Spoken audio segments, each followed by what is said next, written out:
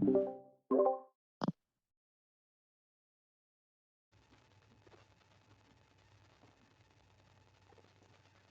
right, here we go. Let's go. Hey, good evening, everyone. It is I, Axel Raven. Good night, good evening, good morning. Some of you who might be watching the VOD later. Um, hey, coming to you from Minnesota. As always, it's getting chilly here, a little rainy. Snow by the end of the week. Fun stuff. Yeah, welcome all you SFLm fans. Great to see you all and getting really excited in the chat. Really excited to see all the excitement that's been going on the last week or so as things have been leading up to the Prospect Bowl. How exciting. All right, so welcome. This is not week 4. I had forgot to change this graphic. We're heading into week 5, but not quite yet. Next week we'll be previewing the week 5 games. We have a bye this weekend. We all know that. If you don't, you're probably on the wrong side. You probably should switch your notifications on or something. But I'm here, as always, not always, I guess it wasn't last week or the week before. Daniel Wright, Tulsa, free safety. My brother in arms, welcome. How are you tonight? Doing okay. It's good to be back. It's been a few weeks since I've been here. Finally back in Canada, where I'm home. Back after some little emergencies, got through it all, and I'm excited to be here. Excited to talk some football with the guys. Awesome. Good stuff. And Shane, you're here too. Welcome. Yes, thank you. Glad to be back. Welcome back, Daniel. Thank you very much, good sir. All right. So before we jump into the big excitement stuff, we have a couple little sort of points of business, things that we want to do. We will be covering quickly, hopefully 10 minutes or less, the last week's games that happened. They were on Friday night. Yes. This weekend's flown by. It's already Wednesday tonight. I hope you all are doing good. Looks like some people are drinking. I think that's a fun thing to do. I'll be doing that after this. So let's see. Let's pull up here. On brighter news, I've gotten myself a new computer. It is not the one that I'm currently using, but I'll be streaming with that on Friday, the game. So it'll come off a lot clearer, more crisp, all that kind of stuff. I'll be upgrading to be able to stream next stream as well. Just to have the time to get all of the visuals and everything set up in the Twitch studio for tonight. But anyways, we'll get to this stuff here. So weekly results. We have 4 games: game 1, game 2, game 3, game 4. There's 4 of them. Yes. All right. So game 1, we saw Annapolis visiting Memphis, and Annapolis won. I can't remember too much about this game personally.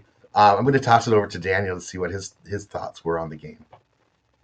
Well, this is just the Navigators are just doing their thing at this point, right? Yeah, We all wondered if Gene Struthers would get a chance to actually play his game. He played well last season for the small amount of time he did play, but now Randy Square Bush's era. We're just living in his world right now. Leading rusher had another 243 yards just last game with 4 rushing touchdowns. Pretty amazing if you ask me, just from that alone. And Gene Struthers himself also 23 for 32 for 241 yards and 1 touchdown. So he was consistent, and that's the big thing that you want from Gene Struthers right now. And on the flip side, well, the defense for them, they've been outstanding, right? They haven't really let much point in. The games haven't been too close with them, so they're doing it on all fronts. Awesome. Yeah, that's one thing that we've been talking about ever since week 1 is how much they're going to be relying on Squarebush versus relying on Struthers' arm. And if they can find that balance every game, they're going to be the tough ones to beat, really. All right, so game 2. This one I did watch. I was fully invested in this game. This one being part of Madison, Madison saw the I guess the ascension, the growth of their offense coming in, where they were just barely weeks 2 and weeks 3 were just barely able to get the job done, and the defense were the ones to hold them in the games during that sort of experimental time, trying to find the footing. But it seems like they've found their sure footing in week 4. Daniel, what are your takes on this game? So this game, I expected Scar to play a little better. I'm not gonna lie with you, but he had 5 interceptions go into this game, and that's huge for the Madison defense. Madison defense is holding their offense together, right? Their offense is progression, and they're playing, but it's the defense that causes the momentum for the offense. And the same thing could happen said about this game, right? There was what, say about 15, 16 tackles alone on their defense to get into the people stopping the yards from first down and such. Notable person I will hand out right here if I can still find him. Clay Martin, cornerback for I believe you guys. Correct. Yep, Madison. Had three pass deflections, and 2 interceptions. Just Out- alone. Outstanding game for him. Yep. Absolutely. Ottawa's struggling. Scar will turn it around, but everybody else needs to play on Ottawa. It can't be the Scar Patterson show like it was last season. Yep. That makes sense. All right. Game number 3. Pitt San Jose the Flight. They took flight to Tacoma, and Tacoma after last week, and then looking at them this week, not quite they got down last weekend or last on Friday. Was it as spectacular of a win as the 3 versus 43 or 48 that it was in week 1? No, but they still got the job done. Again, after week 3, they had to look into themselves, figure out what plays they wanted to what their game plan was going to be, and make some adjustments. And it looks like they made just quite enough to pull out the win. Shane, did you want to tell me a little bit about this game for you? Yeah, I mean, it was a heck of a game. San Jose played one heck of a game. We struggled at times, but give credit to their defense. They definitely had a heck of a game plan against us, trying to shut down Jones and all. And it took to this, I would say, the second half, fourth quarter, we started throwing the ball a little bit more. We got, started getting some of the receiving yards. Savage had a big touchdown, which kind of put us on top. But, yeah, I mean, it was a good game. Definitely. Daniel, what is your thoughts on this game? My thought is Brad Jones was spectacular once again, but Johnny Reno needs to pick it up. He was good in his first 2 weeks. Week 3, he struggled. Week 4, he struggled again. He did have 275 passing yards, but he had 2 interceptions. 1 touchdown, 2 interceptions. So, Mr. Reno, I know you're probably watching somewhere. Get it together, sir. On the flip side for them, defense, what they did to do, right? It was still a close game. Tacoma's defense is their weaker half. They only have 1 returning player, but they held it enough that they got the win, so I'm good to see them bounce back. San Jose, even though they lost, this is a spectacular game for them, and it shows their progression and how they're moving up. They struggled to score the first couple of weeks. Now, 20. If they keep going this way, they could be on the rise to maybe sneak into the playoffs if they keep this up. And that's the thing too, that we are 4 weeks in. We're not quite halfway. Next week when we play, that will be actually the very middle game. And there's still a lot. Even if you looking at Boise, they could finish out 5-4 or 5-3. 5-3. So all right. So game 4, we see Daniel Salt Lake City. Sorry, it's reading my mind. We saw Salt Lake City visiting up north to Idaho. Idaho. Yeah, Boise, Idaho. And this game saw Doug Brown going down with a broken bone. Daniel, tell me more. What did you see in this game?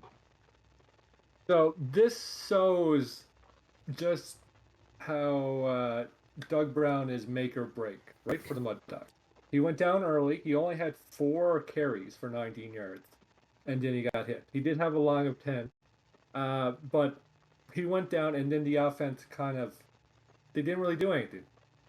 Blanton tried his best, but this is a run-heavy defense. I think the Mud Dogs actually have the worst passing yards, like average per game. Mm-hmm. Uh, so, and it showed right there. But I want to talk to the Mud Dogs personally. If someone's in there with them, guys, I had you predicted to make the playoffs. I had you predicted to maybe make the championship game. What is going on in Mud Dog City? Something changed. You got a whole bunch of returning players. You got, I know you got new coaches and all that, but you guys got to figure it out. You guys have several second-year defenders, and you have the best running season. Please figure it out so we can have some good games, because it's hard for me to see the Mud Dogs struggle after how well they did last season. Definitely. And even after last game against Annapolis, they showed again sparks of solid play. And this game very well might have been different if Doug Brown didn't go out of the game. I'm hoping again they have that same game plan. You know, without Doug Brown going in there, how do they even adjust for next week coming into another game? Like not knowing how successful their plan was if with Doug Brown not in there, other than for those four runs, really. Oh, whoa! I'm sorry, Axel. Yeah. This has happened a few times. Someone's on the line. They're saying Oh, that it's your papa. I think they're saying. I'm really oh, sorry about this. yeah, it's my grandfather. Yeah, hello, hello. Can you hear me? Oh, oh, hey, Axel. I can't get a hold of you on your phone, and it's pretty sad it's taking you this long to get me on here to talk to you. Yeah. I've been listening to your show for a while, and you know I'm 78, and I'm about to have that 60-year anniversary with your mamaw, and you know there isn't much that brings me joy in life but football and betting on games, trying to get back some of that money she's taken from me. Now, I'll tell you what really ticked me off this week was Brown going down with that injury. Cost me that $5 I bet on that game. Then, on top of that, I got your mamaw Dorcas nagging at me watching the football on the TV all the time. I'll tell you what, back in my day when I played, I didn't care if you couldn't feel your legs. You was getting back on the field. And now I hear you're going to be back next week. That's insane. I've tried to get to the doctor to get this gas I've been having taken care of, and it ain't working. But hang on a second. I gotta get up here. The grandkids over here licking the peanut butter I put on these bear traps out back by the outhouse. Oh, okay. Sorry about that, everyone. That was my papa, my grandfather. He's a little he's maybe not taking his meds enough. A little loopy. That's he might call in again in future weeks. Sorry about that. Um, anyways, let's see. Where were we? We were talking about Boise. Yeah, I think I I hope they turn it around. I think they have it in them. They've been uh, making progressively better game plans, and it, last week could have been a very different outcome had Brown not gotten or injured, as Pat Pod said. Got to get him his $5 back. All right. So those are the four games that happened last Friday. A lot of great gameplay. There was a lot of really good games. If you haven't watched them, go back and watch them. I'll be doing that myself personally. Next, we've got an update for our weekly power rankings for the teams. Let me turn this off. Okay. All right. So here, not much has changed, really. So last week we saw Madison was fourth. They've now moved up a spot to tie for third with Lexington. So now Lexington and Madison, again, based on 6 individuals, sort of experts in the know, combining their rankings together to form this. Similarly, Memphis, who was tied with Salt Lake City for 5th, has dropped to 6th standalone as well. So again, not much movement. The game sort of played out as most would expect. I'm hoping, and I'm excited to see what next week will bring. I'm hoping to see some of these shift. somebody come and challenge Annapolis like Lexington did for Tacoma, which in between week 2 and week 3 probably boosted their stock up for their team from what would have been maybe 5th or 6th up to 3rd, a solid 3rd right now. So that's sort of our last week in review. So from that, then we sort of get on to the big deal of the night. So that will be the upcoming Prospect Bowl, or Pro Bowl, as you could affectionately call it if you'd like. So we'll move this over to here. So yeah, we've got the Prospect Bowl coming. So we are here to announce the official selections for each of the positions for West and East in there. Gotta let my thing update a little bit, my screen. There we go. All right. Again, new computers will be next week, will be great, or this week later. All right. So Pro Bowl. I want to talk a little bit quick about how we got these two divisions. So we've got West over on the left, the west side of the country. Using down the middle is the Continental Divide, which then divides up the East over on the right side of the country.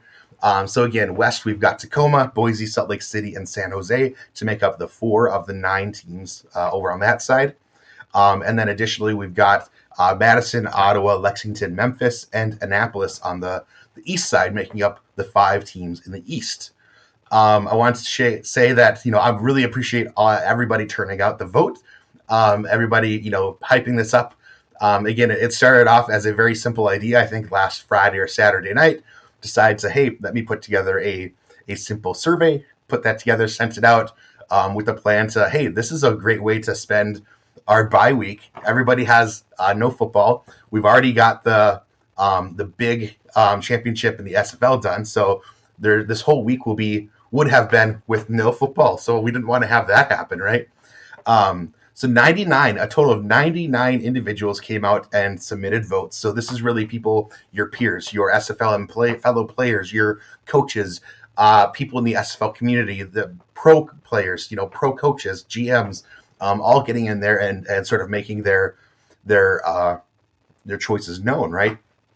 And I wanted to say also that those votes are purely the only reason or the only thing that went into the deciding of the placement of people. It is not any subjective. It's the conglomeration, the bringing together of all these 99 votes that placed where everybody is. So, excuse me. Without further ado, so we have first up, we'll do quarterbacks. We'll work from quarterbacks all the way through to kickers. Are you guys ready? All right. So for quarterbacks, we have the official selection. So for the West, we have Johnny Reno, won quarterback number 1 with 74% of the vote. And quarterback number 2, Kenny Slider, sliding in with 11%. And then on the East, we have Scar Patterson, securing that quarterback number 1 spot with 56% of the vote. And then Xander Moon, my own quarterback from Madison, coming in with quarterback number 2 with 21% of the vote over on that side. And I wanted to say that everybody that is listed here will be part of the game. I've been doing some substitutions and adjustments for certain plays so that Xander Moon will be behind center on certain plays and Scar will be up behind center on certain plays. Similarly with the running backs and other team members, you will all get a chance to play and show your stuff out there on the field versus, the traditional games where only the best or highest value players will be out there. So the starters will be the people with the most votes and not based on value at all. So congratulations to your quarterbacks, the 4 here, Johnny, Kenny, Scar, and Xander. Good job. Congrats on achieving that selection to the Pro Bowl. All right, running backs. Here we go. So for running backs on the West, we've got Doug Brown taking in that number 1 spot with 48% of the vote, followed up by Brad Jones with 38% of the vote. Again, really high votes for the two of them, and very, rightfully said for them, and actually all four of these individuals being gold and just as strong as they are. Over on East, we've got Randy Squarebush repping out that number one spot with 66% of the vote, and then GP Wells rounding that out with 18% of the vote. So again, congratulations to the four of you, to the four horsemen, as you've been known to be called. We'll be seeing you all on the field on Friday. Congratulations there. Little congrats, little clap for everybody. All right, next we've got fullbacks. So with fullbacks, there are not a ton of them. Hattori Hanzo secures the lone fullback spot on the West with 82% of the vote. He was out there with one other fullback in the league. And then on the East, we've got Mateo Privado with 100% of the vote, with him being the only fullback on the East side. So he'll be out there on the field representing the East. Congrats. Great job, fullbacks. I've made sure. So all of the different playbooks for both the teams, they have the exact same playbook, both offensive and defensive. I've made sure that that there are some big plays, long throwing plays, big running plays, fullback running plays to make sure everybody gets a chance to sort of show their stuff. So that should be really exciting. I'm going to do the wide receivers, and then I want to get to Daniel and Shane's thoughts on the progress so far. All right, so here we go. So for wide receivers, we've got four starting on each side. We've got the West, Mike Savage with 30% or 37% of the vote, and then wide receiver number two, Shane Kaufman with 27% of the vote. Rounding it out with Ace Sharp with 10%. And Logan Strange with 8% of the vote on the West side. And then on East, we've got at number one, Israel Adams with 37% of the vote, David Garris with 14%, Nick Lockett with 11% of the vote, and rounding that out with wide receiver number four on the East, Orain Darby with 9% of the vote. Congratulations to you 8 wide receivers out there going to be battling it out with each other. Congrats. All right, Daniel and Shane, give me your thoughts on the selection so far. Were there any surprises, or is this pretty much how you would expect things to go? This is how I expected to go for the most part. Doug Brown picked higher than Brad Jones is a little iffy, but I know Doug Brown last year, really not living up to standards this season though. Scar Patterson being quarterback makes sense. He's the only returning player from that side of the bracket, except for Gene Struthers. But Scar gets the nod. I'm happy to see Israel Adams. He's played really well this season. And Gears especially as well. Most don't get to notice Gears how well he's actually playing, but he's the number one wide receiver right now on his team, just going, and he's the man that's making all the plays. So it's nice to see him up there. Mm-hmm. Shane, what's your thoughts so far? Yeah, no, I mean, it's pretty much as expected. Pretty much all the top players of each position there got the votes. So I think it's no surprise. I'm looking at on the West side, just because we just played them for Logan Strange. I'm glad to see him in there. He had a heck of a game against us, so I was glad to see him in there. But the quarterbacks and the running backs and stuff, it is pretty much. I think everyone expected that. Yeah, definitely. Those are the ones that really, if you look at Reno, I think again, remembering back, it said 73%, I believe it was. That's over. That almost 3 out of 4 people had voted for him. Similarly, on the other side with Scar, them being extra deserving, being third-year individuals or players, gold level. It's hard to go against them. As we come up in the defense and other places, there will be ones that were margins, as in 1 or 2% that adjusted or changed people's fate in this a little bit. Cool. All right, let's continue. We will keep going with tight ends.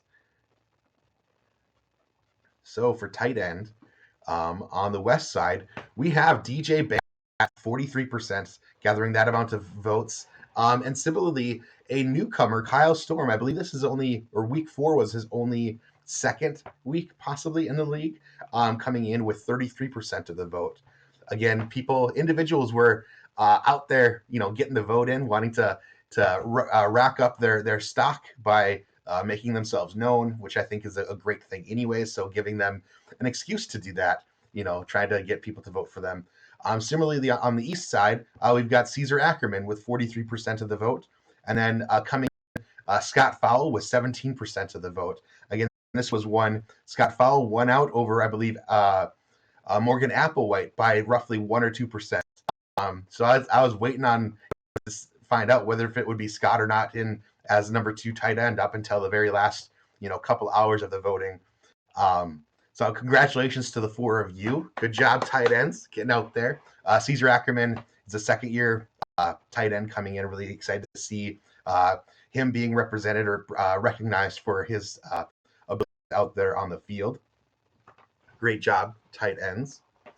Next up, we've got offensive linemen. Little oftentimes overlooked, but these it'll be an interesting little card here. So West, there are no offensive linemen. So as you might have known, as you saw in the vote, if there are individuals that that would love to join the league, we'd love to have them join as offensive linemen or perhaps defensive tackles. That's another sort of area that is lacking at the moment. But on the east side, again, we only had 2 offensive linemen, but this was the breakdown of how they went. We have the left tackle Jamarcus Candy with 54% of the vote, and left guard Mitchell Witters with 46% of the vote. So they'll be out there representing their often overlooked offensive linemen. I want to give an extra long clap for you all. You guys get out there and rarely or don't have any stats and have to look at the running or sacks of your quarterbacks to see how well you might have done. So I appreciate you guys sticking in there. Really, the persistence and things I hope will pay off, and you do get your share and time in the spotlight. So appreciate that. And Jamarcus, have a nice little shot of whiskey for me. All right. So we'll move on to defense. So defensive tackles. Similarly, there are not that many. There are only 3 across the league.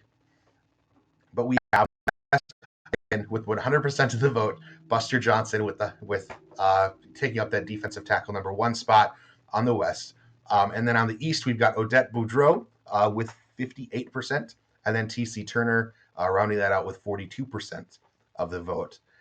So they're in there similarly as well, number 1, number 2 in the roster. Congratulations to you, all 3 of you, for making it in there. All right, so defensive end, we've got 6, I believe, across. We've only got spots for 4. So we've got Jabril Curse, yes, with 59% of the vote, representing defensive end number 1 over on the west side. And then for defensive end number 2, we've got Anthony Stover.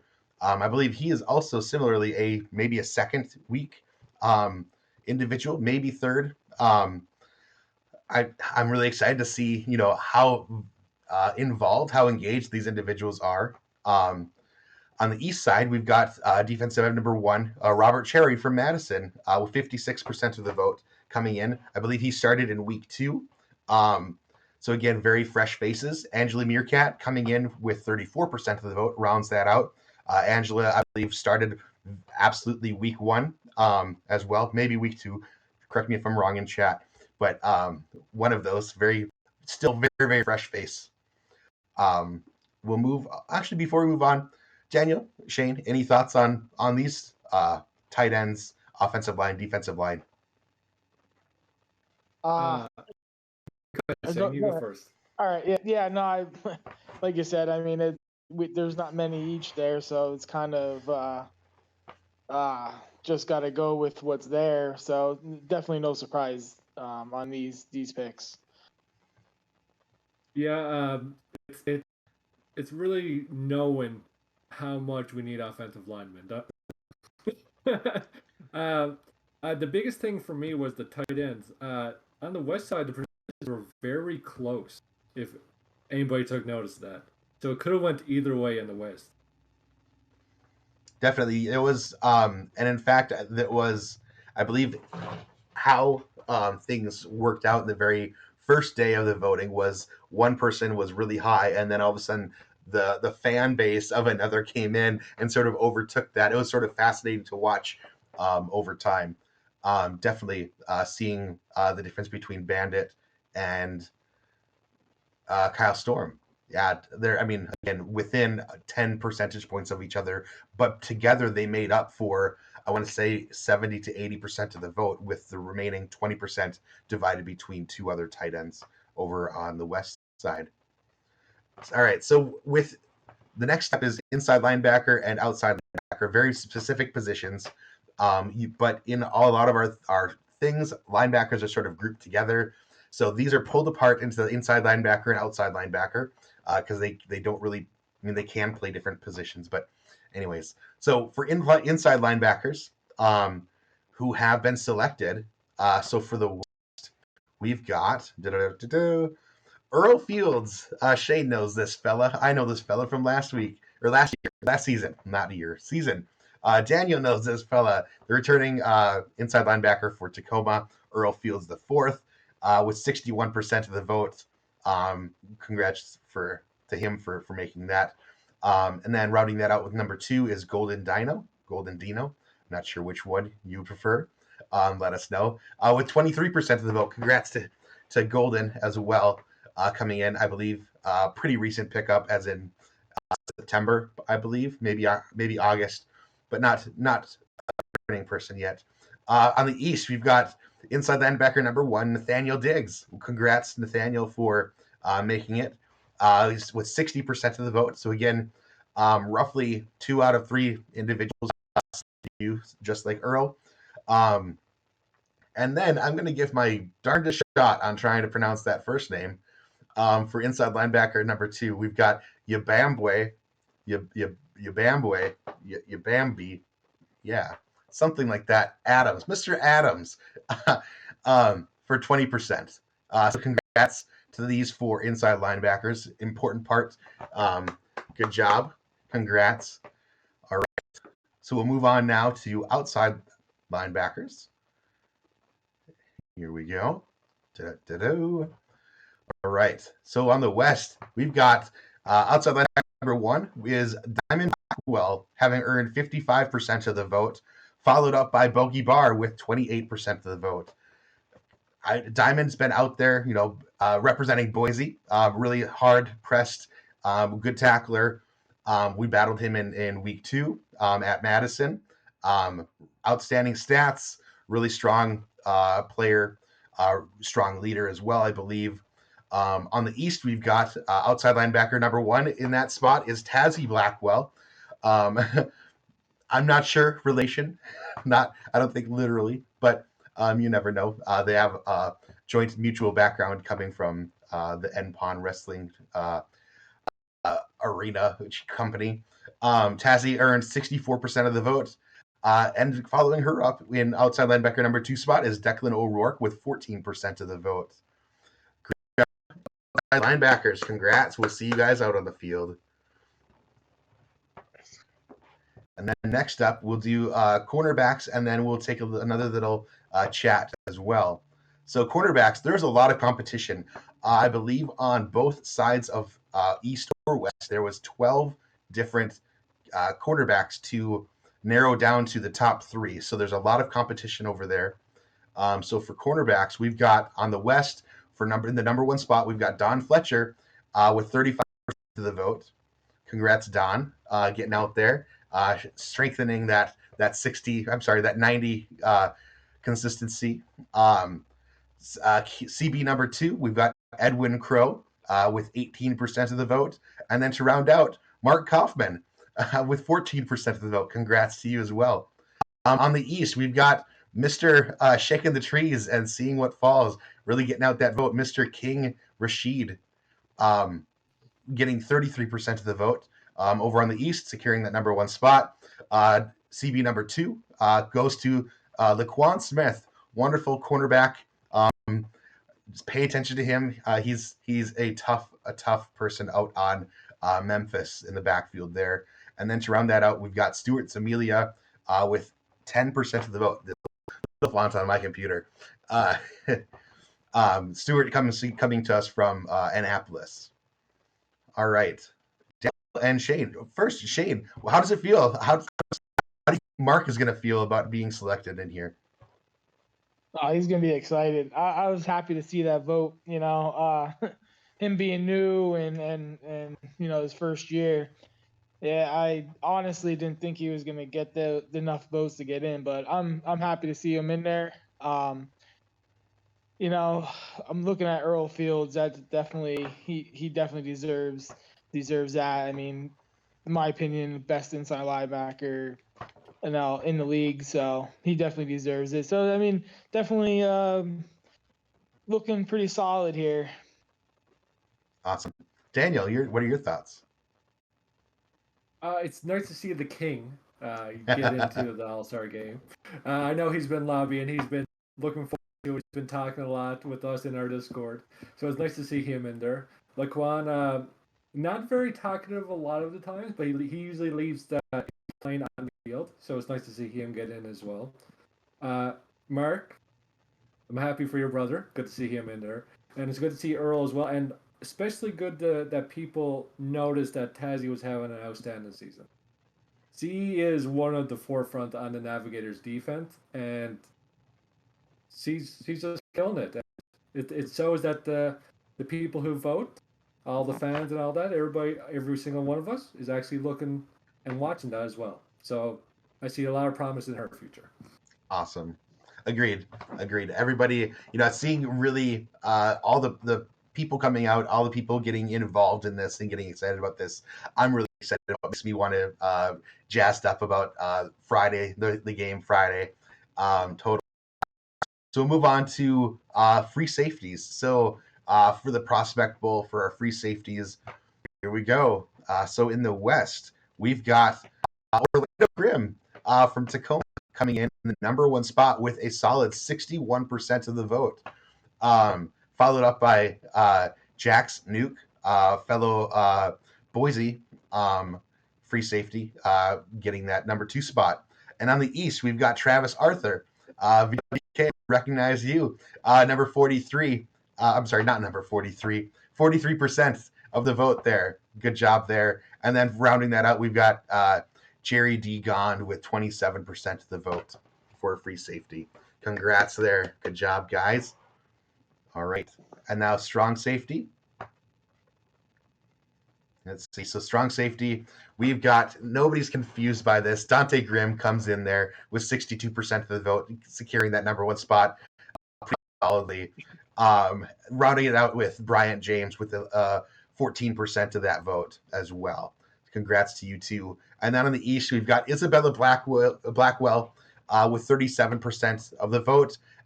Wrapping up with Derek Meerkat with 31%. This was a very, on the East side, this was a very highly contested, volatile vote on that East side.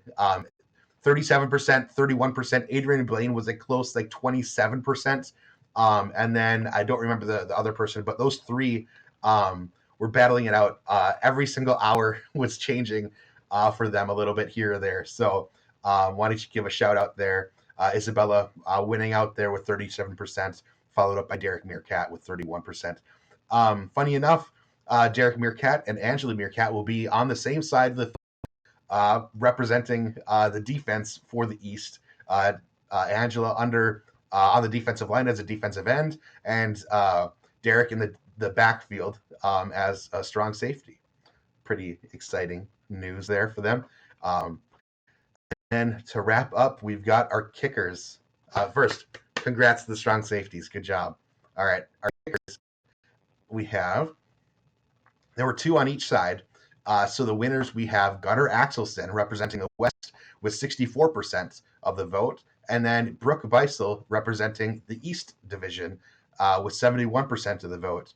And I've been talking to the kickers, and they've agreed to do both place kicking and punting. So they'll be doing both types of kicking, all types of kicking on the field for the game on Friday, which would give them, even more chances to show off their leg.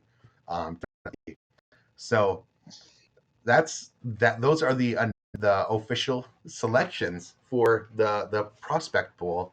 Yeah.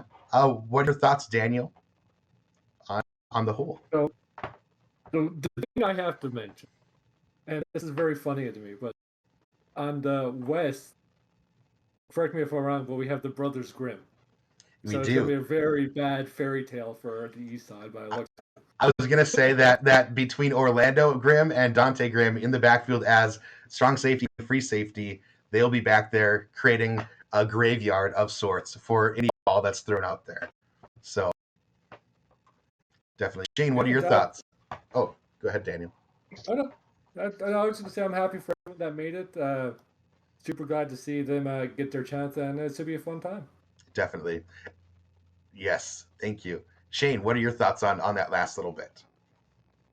Yeah, so I'm looking at it. I was looking at for the East Side. They're the number one safety and number one safety. We went against them, and I tell you what, they're a problem. So I'm not surprised seeing them two in there. And like Daniel said, just congrats to everybody, and I can't wait for Friday. This is gonna be fun. I'm really excited as well. So, I mean, do you have any additional final thoughts to any of this? Other than that, I think that sort of wraps up our show, honestly. So, any thoughts? Any last thoughts? Did you have information about potential broadcasting for the show or anything? Oh, yes. You're right. Yeah, I was just gonna ask that. Yes, I appreciate that. Yes. Computer work. Cool. All right. Go to this display. I did have a little display ready. So yeah, we've got coming up Friday, November 12th. This Friday. That's right. This Friday, 7 Central, 8 Eastern. Mark your calendars for the SFLm Bowl, Prospect Bowl, whatever you'd like to call it, the bowl. It will be streamed right here where you're watching this stream at the moment. We'll be here. My plan, over on the minor league fights and insights Discord, I'm going to do this little $ or exclamation point Discord. I'll do that later. If someone wants to do the exclamation point Discord in the chat, you can join there. There is a voice channel there that I'm going to, or that there's currently set up called Game Day Chat at the bottom on the left nav. My thought is that during the game, at some point, maybe it's during halftime, would be to jump into that chat and talk with you guys, the players that are on the field. You guys can have your opportunity to sort of talk with me, with others about, how your player's playing and what your aspirations are, or sort of talk about that. We can pause the game a little bit and have a little bit of a halftime show, or talk through a little bit during the fourth quarter. So yeah, myself, Daniel, I believe Shane is invited, Nathaniel Diggs, inside linebacker for Madison. Johnny Reno is planned to be there as well, to be able to be sort of commentating. This is not going to be your typical SFL commentating, not as much play-by-play per se, but a little bit more discussion about what's going on the field, talking through different things as well. So again, it's a slightly different take on commentary, but it should be a lot of fun. Again, we're not flashy, we're not perfect at this. This is sort of new for us, but we're trying it out. Wanting to bring this kind of thing, this type of content to you, whether it is perfect and polished or a little nitty gritty. That's all right. Yeah. So, any last questions? Anything? I want to say congratulations to everybody who's been picked. I see a lot of congrats in the chat. This VOD will be up. I'll be posting a full list of this in the general chat here, in the SFL Gen chat, over in the general as well. It'll be posted as well on Twitter. Swole was gracious enough to probably be, it sounded like he was going to be doing immediate. I gave him all these different slides of all the different positions. I think he's been tweeting that in real time as we have been announcing these. So, yeah, mark your calendars, 7 p.m. Central, 8 p.m. Eastern, right here on Friday. Cool. Thanks to everybody for voting. Thanks for showing up today. I'm really excited about. Hopefully, this will be a nice little game, a nice little time filler in this bye week that we have. Get us a little excitement.